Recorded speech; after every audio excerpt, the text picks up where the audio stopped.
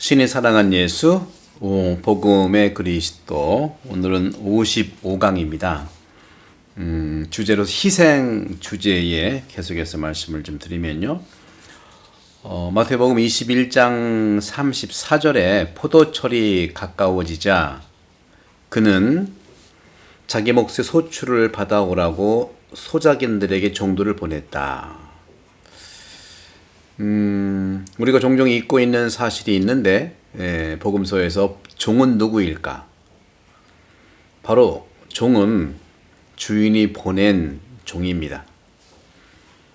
우리는 다음에 성경 말씀을 기억해 볼 필요가 있죠. 마태복음 25장 40절에 보면 임금이 대답할 것이다. 내가 진실로 너희에게 말한다. 너희가 내 형제들인 이 가장 작은 이들 가운데 한 사람에게 해준 것이 바로 나에게 해준 것이다. 이 말씀이죠. 이 복음 말씀은 늘 우리 장례미사 때 많이 읽히는 마태오 복음인데 최후의 심판에 대한 부분이죠. 양과 염소로 갈릴 것이다 했을 때 양이 되는 길에 대해서 이렇게 말씀하시는, 언제 당신이 굶주리시고 언제 당신이 배고프셨습니까? 했더니 너희가 내 형제들인 이 가장 작은 이들 가운데 한 사람에게, 여러 사람도 아니에요, 한 사람에게 해준 것이 바로 나에게 해준 것이다 하고 말씀하시죠. 이것이 바로 양이 되는 해법을 말씀해 주신 것이죠. 우리가 소유하고 있는 것을 나누는 것은 그 자체로 축복입니다. 하지만 소유만을 일삼는 것은 주님이 주신 소출, 곧 은총을 훔치는 것이고 나누지 않는 내 재산을 불태워버리는 것이죠. 마태복음 21장 39절에 임금은 이렇게 말합니다. 그를 붙잡아 포도밭 밖으로 던져 죽여버렸다. 이웃이 청하는 도움을 거절하는 자는 우정을 잃어버리는 어리석은 행동이죠. 또한 하느님과 이웃에게 그들의 신용을 잃고 하늘의 보화를 저축하는 일을 포기하는 행동일 것입니다. 소작인들은 종들을 때리고 죽이는 일을 쉽게 일으키죠. 주인이 사랑하는 아들을 마지막으로 보냈지만 상속자라며 그를 붙잡아 죽이고는 포도밭 밖으로 던져버린 거예요. 재산 싸움에는요, 늘 폭력과 살인이 발생하죠. 참 안타까운 일이기도 하죠. 돈 앞에서는 형제도 이웃도 친구도 없습니다. 오늘날 우리 한국 사회에서 양극화 또는 너무 반대 극단적인 갈라치기라는 말도 하지만, 그런데 저는 정치가 중요하긴 하지만, 정치도 정말 생물같이 변화가 무쌍하지만 이 이념과 이 대립으로 인한 모습은 우리 한국을 발전시킬 수 있을까 하는 의문을 항상 가져요. 이념이 우리나라를 그렇게 발전시켰을까? 긍정적인 면도 물론 있죠. 하지만 변화라고 하는 것은 늘 그 경제 집값 올라가는 거, 생활비가 올라가는 굉장히 밀접한 관계인데, 다시 말하면 삶에 있어서의 이러한 경쟁 구도가 삶의 포식자라고 하죠. 생물 세계에서도 가장 기본이 되는 것이 이제 먹이 사슬 관계 아니겠어요? 우리 인간 사회에서도 특별히 이 먹이 사슬 관계, 특히 한국 사회가 특별히 그렇죠.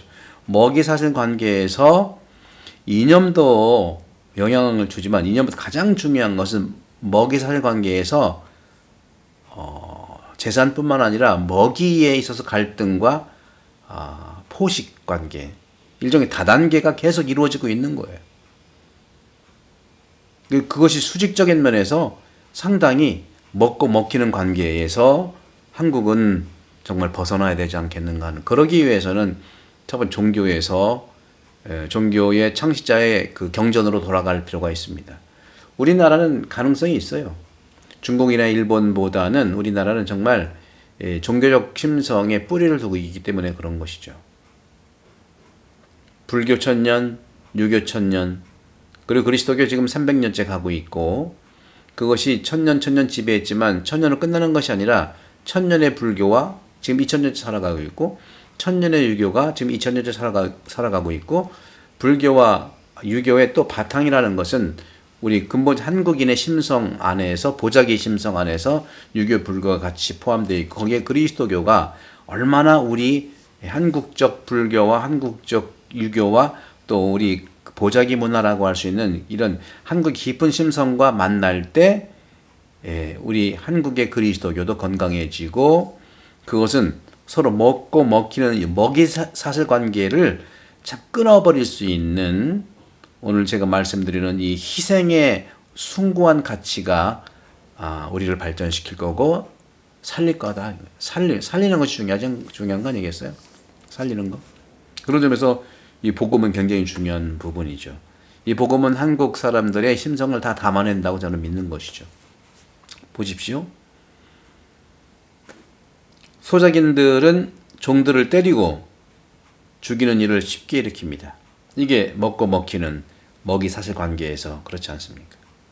주인이 사랑하는 아들을 보냈지만, 마지막으로 보냈지만 상속자라며 저 사람이 먹이 사슬 관계에 우리의 먹이를 빼앗는 사람이라고 여기고 붙잡아 죽이고 포도박 밖으로 던져버렸다. 이 십자가를, 예수님의 십자가를 얘기하는, 죽음을 얘기하는 것이죠. 그런 점에서 재산 싸움에 늘 폭력과 살인이 발생하고, 돈 앞에서는 형제도 이웃도 친구도 없는 현실을 그대로 우리나라의 현실들을 반영하고 있는 이 복음이라고 생각합니다. 마태복음 여러분들 특별히 이 희생의 중심이 되는 마태복음 21장을 한번 잘 읽어. 21장 33절에서 46절 포도밭 소작인의 비유. 그런 점에서도 우리는 참으로 하느님의 이 포도밭,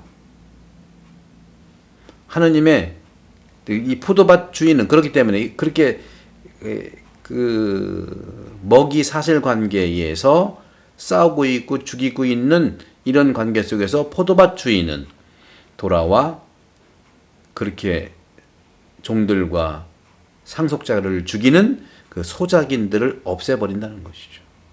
그리고 포도밭을 다른 이들에게 줄 것이다. 여기서 소작인, 종들과 상속자를 죽인 포도밭 소작인들은 누굴까요? 바로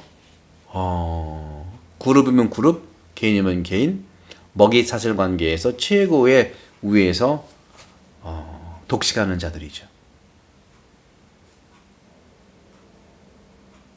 그렇습니다.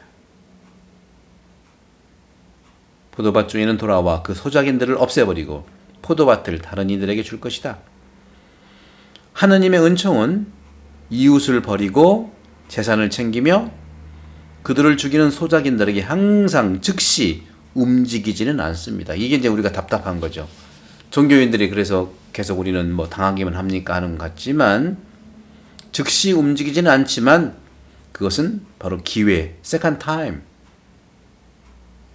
회개의 시간을 주는 것으로 봐야 되는 것이죠. 그렇기 때문에 이 사랑은 희생입니다.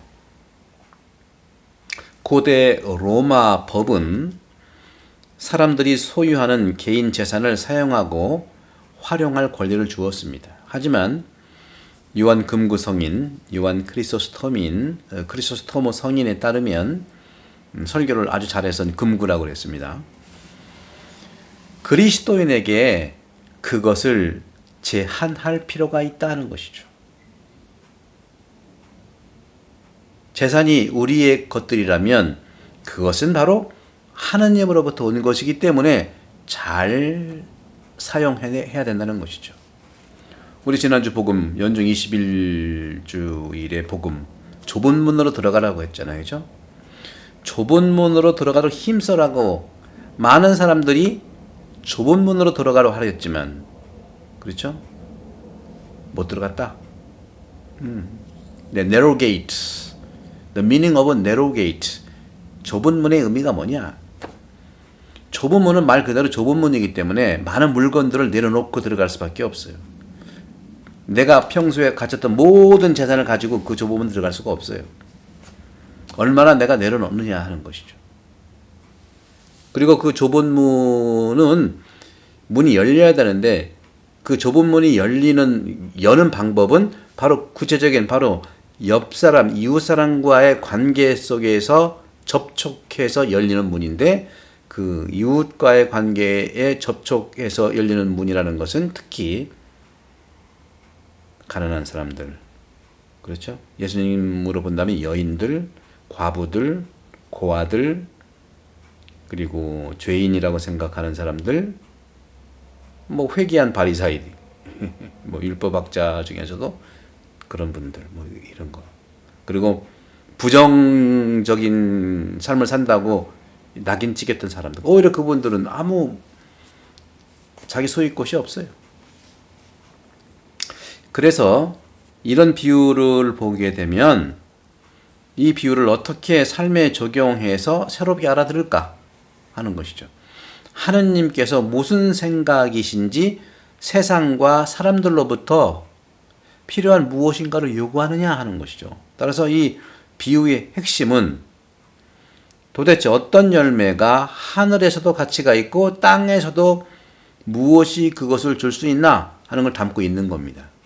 그것은 바로 오직 사랑이라는 것이죠. 사랑. 그래서 오늘 이 정도 하고 다음 시간에 계속해서 나가도록 하겠습니다. 성부와 성자와 성령의 감독합니다. 감사합니다.